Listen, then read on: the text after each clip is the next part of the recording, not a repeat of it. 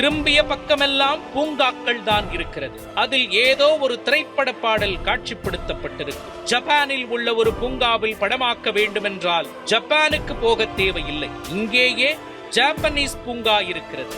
ஐரோப்பிய நாடுகளின் கட்டுமானங்கள் சாலைகளை கண்முன்னே கொண்டு வந்து நிறுத்தும் தெருக்களும் வீடுகளும் வடிவமைத்து கொடுத்திருக்கிறார்கள். வெளிநாடுகளுக்கு போய் படமெடுக்கும் பணச்செலவை குறைத்துவிடும் விதமாக RFCக்குள்ளேயே வெளிநாட்டு காட்சிகளையும் படமாக்கிக் கொள்ளலாம்.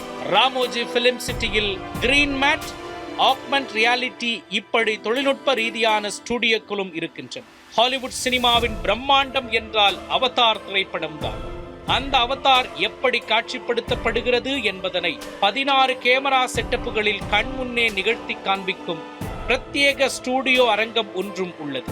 பார்வையாளர்கள் கிரீன் மேட்டில் நடக்கும் போதே லண்டன் பாலத்தில் நடந்து வருவது போன்று ஸ்டுடியோ அமைப்பு பார்வையாளர்களை பிரமிக்க வைக்கும் விதமாக அமைந்திருக்கின்றது.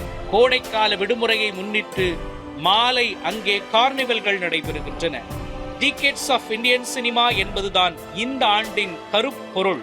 ராமோஜி பிலிம் சிட்டியை சுற்றி பார்க்க வேண்டுமென்றால் அதற்கு பல்வேறு வகையான கட்டணங்களில் டிக்கெட்டுகள் இருக்கின்றன. நீங்கள் உங்கள் தேவைக்கு ஏற்ப டிக்கெட்டுகளை வாங்கிக் கொள்ளலாம்.